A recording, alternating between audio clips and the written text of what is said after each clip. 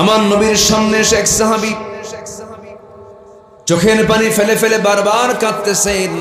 আমার নবী বলছেন, সাহাবী কাঁদো কেন? দিন তো গ্রহণ করে নিয়েছে। সুন্দর সাহাবী, সেই সাহাবী। রাসূল বলছেন, সাহাবী তুমি কাঁদো কেন? হুজুর, দিন তো গ্রহণ করেছে, আমি বড় বড় ভাগ্যবান, তবে আমার চোখে পানি আসতেছে আমার একটা অপরাধের কারণে। কি অপরাধ তুমি করেছো বলো?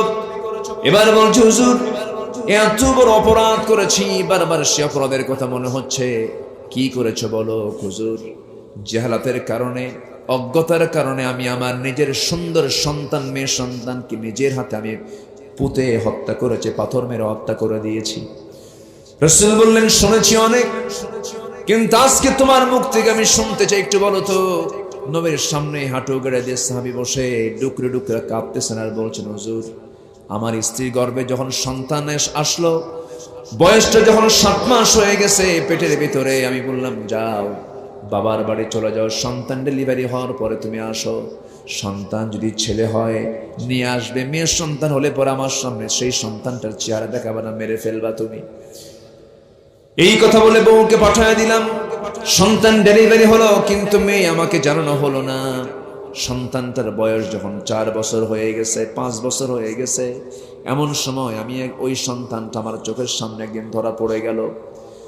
সন্তানটার চোখের সাথে আমার মিল, ভ্রুর সঙ্গে আমার মিল, হাত পার সঙ্গে আমার মিল, আমার মতোই মাথার চুল, অনেক সুন্দর চেহারা। হুজুর, সন্তানটাকে ধরে আমার বউয়ের সামনে নিয়ে গিয়ে বলছি, বউ সত্যি করে বলো তো এই সন্তানটা কার?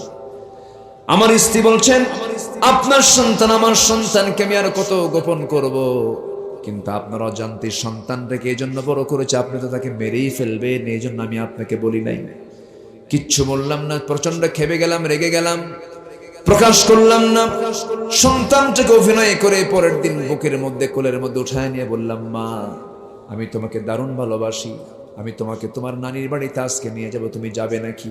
মেয়েটা দারুণ খুশি হয়ে বলছে, আম্মা আমার আব্বাকে তুমি আগে কেন চিনায় দাও নাই? আমার আব্বার মতো তো আব্বাই হয় না।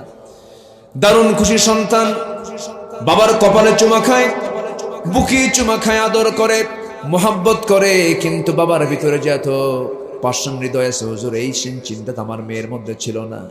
আমার মেয়েটাকে সাজগোজ করে যখন আমার হাতে তুলে দেওয়া হলো, মেয়েটাকে নিয়ে রাস্তার দিকে না গিয়ে জঙ্গলের দিকে রওনা করলাম। মেয়েটার মুখ ছোট হয়ে গেছে, মেয়েটা বলছেন, বাবা এই দিকে তো নানির বাড়ি নাই, তুমি এই দিকে যাও কেন? কোনো কথা বললাম না। জঙ্গলটা পার হয়ে গেলাম, দ্বিপ্রহর দুপুর বেলা। এমন সময় আমি সামনে একটা কোদাল নিয়ে গর্ত খনন শুরু করে দিয়েছি। প্রচন্ড গরম, আমার ঘামগুলো শরীর থেকে ঝরতেছিল।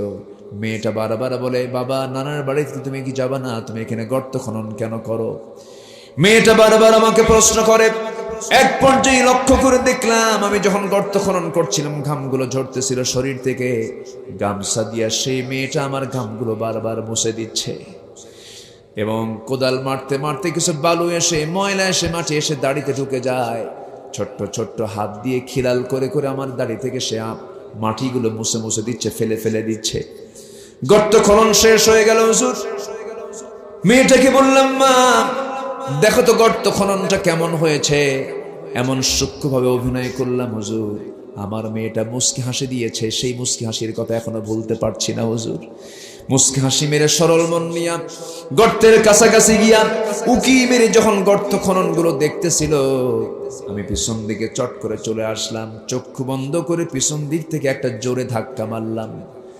এক ধাক্কায় গর্তের মধ্যে পড়ে গিয়ে উপর হয়ে এবারে চিত হয়ে দুইটা হাত এক জায়গায় করে বলছে, বাবা বুঝতে পেরেছি আমার মার কথাই সত্যি। তুমি আজকে এই জায়গায় কেন এনেছো, কি জন্য এনেছো? মা অনেক গল্প শুনিয়েছেন, আমাকে তুমি আজকে মেরে ফেলার জন্য এখানে নিয়ে এসেছো। আমাকে তুমি মেরে ফেলবে আমি জানি, কিন্তু বাবা তোমার কাছে আমার শেষ একটা আবদার, আমি তোমার কাছে প্রাণ ভিক্ষা চাই বাবা। একটা বারের জন্য আমাকে একটু আমার জীবনটা বাঁচায় দাও বাবা।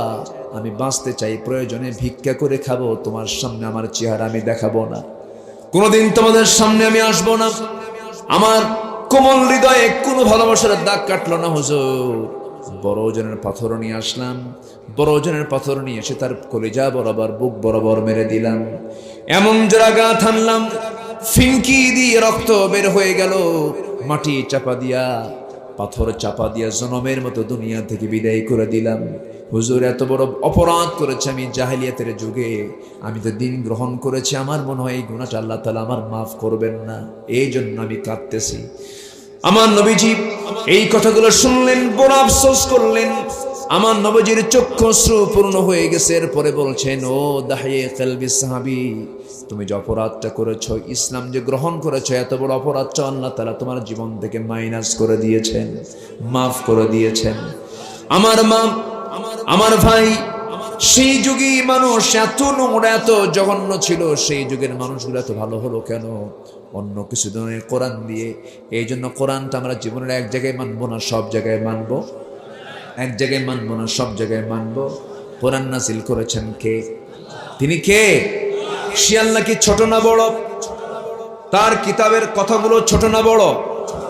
সে আল্লাহ রাব্বুল আলামিন, যিনি আকাশ বানিয়েছেন, যিনি জমিন বানিয়েছেন, যার হাতে গোটা পৃথিবীর রাজত্ব। আল্লাহ রাব্বুল আলামিন সূরা মুলকের শুরুতে বলছেন, মূল তেলাওয়াতের দিকে, আয়াতের দিকে চলে যাচ্ছি আমরা।